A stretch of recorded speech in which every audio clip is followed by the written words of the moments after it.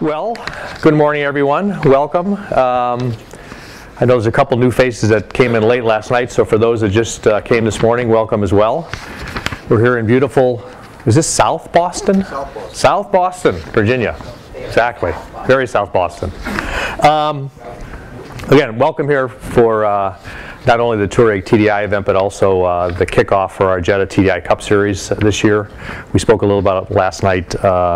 We've expanded from 8 races to 10, so we actually have 2 this weekend, which could be interesting with a lot of new drivers, so I don't know how that's all going to work out. Last year we had 30 cars in the race and all 30 of them got damaged, so there was a little bit of a nervousness for the first race, so hopefully we'll have a lot of cars ready for the second round today. So anyway, we're going to talk a little bit about the presentation, and what I want to show you up on the board here real quick is you don't have to necessarily take any notes. We have a website for you if you want to just scroll that up. There you go. So all the information on the PowerPoint, scripts, visuals will all be here. And I'll just wait a minute while you write that down.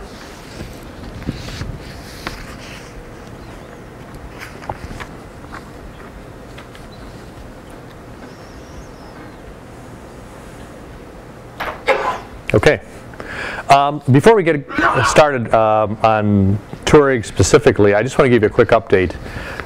2008, obviously the books are closed. I think most of you know how things ended up in the industry. Just as a quick recap, it was actually a very good year for the Volkswagen Group. In 2008, in spite of all the economic issues that we're all hearing about, we had a record year in terms of volume. I'm talking about globally now for all brands.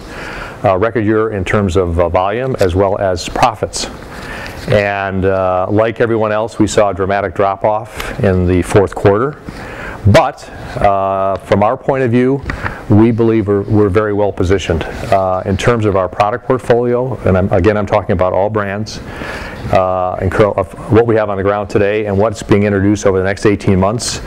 We feel pretty good, which may sound strange to say that in this environment right now, but we feel pretty good that when things turn, we're going to be well positioned. We've got a great product portfolio coming out. Some of it you're going to see already today as well as this year, so we're feeling pretty good about that. We ended up as, from a global standpoint, number 3 globally, but you can see already what's happened here in the first quarter.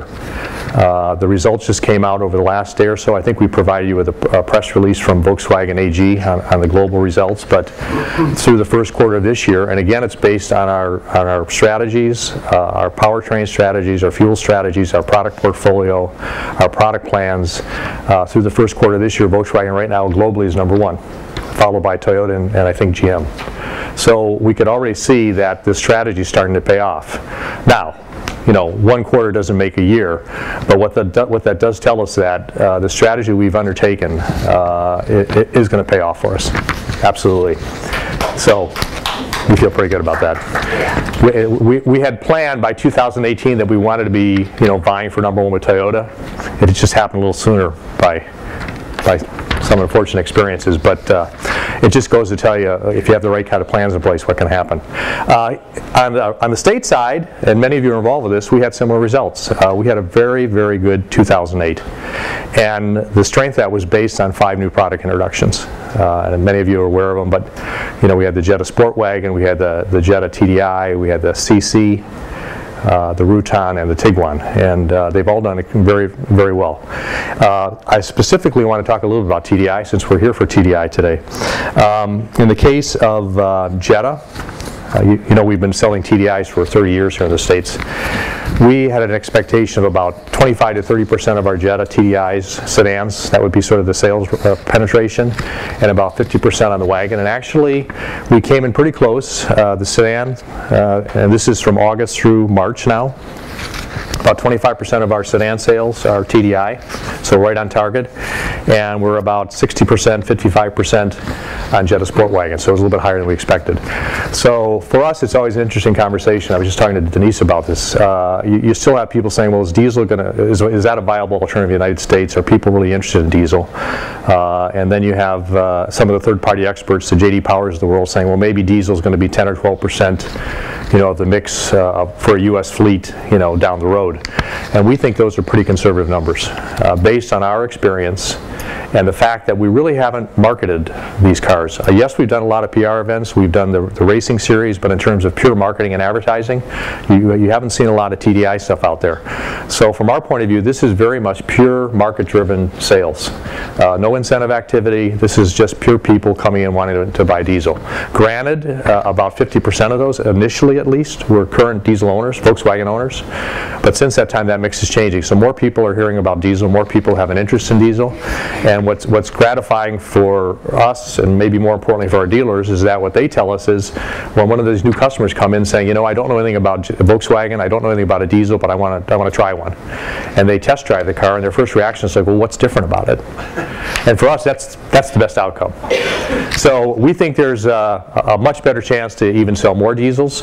And quite honestly, and it may seem strange to say this, but the fact that a BMW and a Mercedes are now out there offering clean diesel, it helps all of us, because it's really an education process in the States. Gunther will talk a little bit about diesel sales in Europe. We're not there yet, of course. They're 50–60% of sales, but you know, we're selling 60% of our wagons as TDI, and in Canada, their penetration numbers are closer to 50 or 60%. So their diesel sales are very much of the European model. So we think the diesel business is certainly going to grow. And if you think about today's product, this Touareg, we think an application of a diesel in a light-duty truck makes imminent sense in the United States. Whether you're talking about pickup trucks, whether you're talking about SUVs, doesn't matter. This we really believe is the way to go. And I think after you drive this car, hopefully you're convinced of that. So that's my little story today. A couple other things I just want to mention in terms of diesel, and there's a picture up there. You know, we won the Green Car of the Year award for diesel. That was a first, I think, for a diesel-powered passenger car. And then most recently, in New York a week or so ago, the Golf 6, the new next generation Golf, was awarded World Car of the Year. And this goes back to my earlier comments. This particular car will come out in the fall. So the fact that we've already got some great award out there and some publicity around World Car makes us feel pretty good that we're on the right track. We got the right kind of products. Hatchbacks are making somewhat of a revival here in the States. We will offer that Golf with the TDI, the same power plant you see in the Jetta. We don't have any EPA numbers yet, but we expect it'll get better fuel economy simply because it's a couple hundred pounds lighter. So all that's good, and we have, as expected, another group of owners out there that have owned old Rabbits or old Golfs saying, hey, when's the new Golf TDI coming?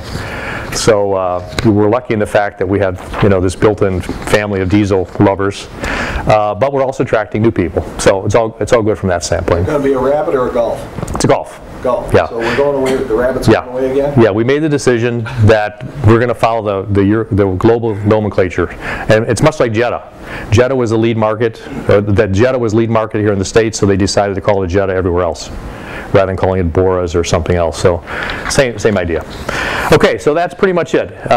We've got two speakers today. First we have Sherban Boldia. He's our product expert on Touareg, especially on Touareg TDI. And then Gunther Shaley is our engineer responsible for diesel engineering and emissions. So we got the right speakers for us today. And at this point, I'd like to introduce Sherban.